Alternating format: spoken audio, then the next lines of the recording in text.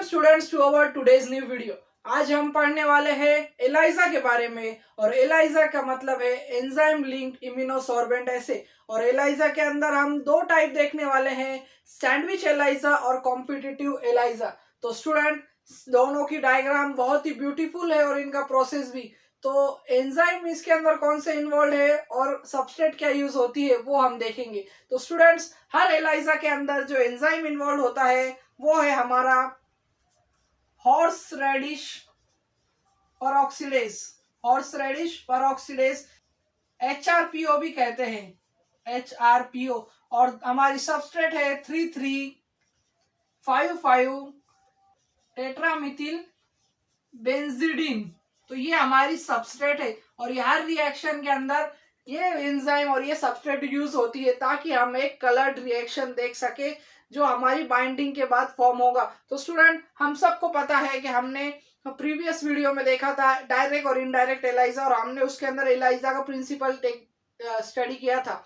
तो हम डायरेक्टली अभी स्टार्ट करने वाले हैं सैंडविच एलाइजा। तो स्टूडेंट, सैंडविच एलाइजा क्या है? हम बायोलॉजी स्टूडेंट है और हमें नाम से ही इसका मीनिंग पता चल जाता है। सैंडविच यानी यहाँ पर एक एंटीबॉडी की लेयर होगी या एंटीजन की लेयर होगी, फिर बीच में वापस से एंटीबॉडी होगी और ऊपर वापस से एक एंटीजन होगा या एंटीबॉडी वाइस वर्सा होगा, और ये लेयर बनती है। तो ये एक सैंडविच की तरह होती है और इसी तरह से इसे सैंडविच एलाइजा नाम दिया गया है। तो स्टूडेंट, यहाँ पर डायग्राम की मदद से हम सैंडविच एलाइजा समझेंगे। ये जो हमारी प्राइमरी एंटीबॉडी है वो बेस पर बन चुकी है और ये प्राइमरी एंटीबॉडी के बाद हम ऐड करेंगे हमारा एंटीजन। यहाँ पर एंटीजन ऐड हो चुका है और एंटीजन ऐड होने के बाद स्टूडेंट हमारी सेकेंडरी एंटीबॉडी ऐड करेंगे, और सेकेंडरी एंटीबॉडी ऐड होने के बाद ये दोनों के बीच में ये बाइंड हो जाएगी। यानी ये हमारी प्राइमरी एंटीबॉडी थी, फिर एंटीजन आया रेड में, फिर वापस से एंटीबॉडी बाइंड हुई और फिर हमारी ऐड होंगी एंजाइम लिंक्ड एंटीबॉडी। और यहाँ पर एक क्या बन चुका है स्टूडेंट? ये एक सैंडविच बन चुका है, यानी लेयर है एंटीबॉडी की, एंटीजन की, वापस से एंटीबॉडी की जो एंजाइम लिंक्ड है। और एंजाइम लिंक्ड एंटीबॉडी का मतलब कि जब हम हमारी सबस्ट्रेट ऐड करेंगे जो है टेट्रामिथिल बेंजीडीन, यहाँ पर रिएक्शन होगी। पर स्टूडेंट, कुछ प्रोसेसेस में यहाँ पर स्ट्रेप्टाविरिडीन का यूज होता है। किसका यूज होता है स्टूडेंट? स्ट्रेप्टाविरिडीन। ये स्ट्रेप्टाविरिडीन का यूज होता है। और स्ट्रेप्टाविरिडीन क्या है स्टूडेंट? स्ट्रेप्टाविरिडीन को स्ट्रेप्टाविरिडीन HRPO भी कहते हैं। क्या कहते हैं? स्ट्रेप्टाविरिडीन HRPO। और ये किसकी मदद से बाइंड होती है? यहाँ पर बायोटीन की मदद से बाइंड होती है। किसकी मदद से स्टूडेंट? बायोटीन की मदद से।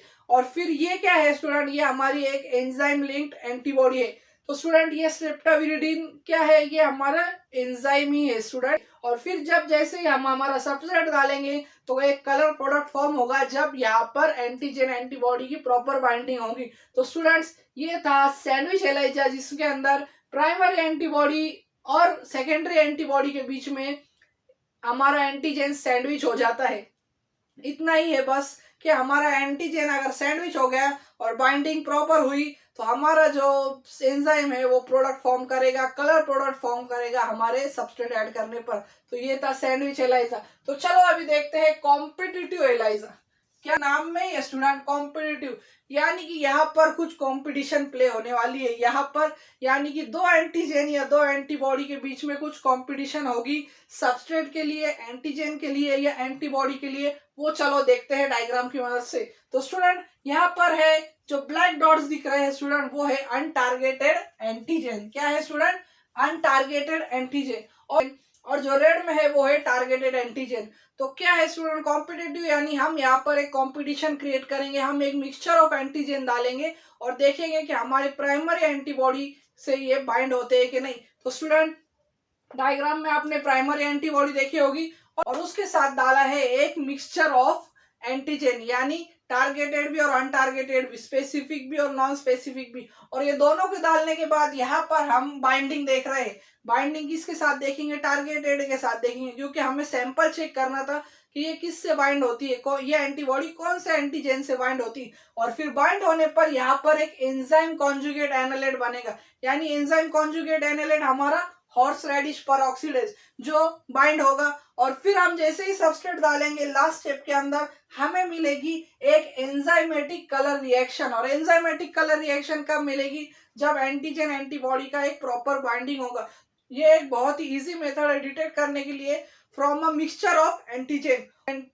कॉम्पिटिटिव एलाइजा की मदद से हम इजीली डिटेक्ट कर सकते हैं मिक्सचर ऑफ एंटीजन में से कि हमारी एंटीबॉडी किससे स्पेसिफिक है।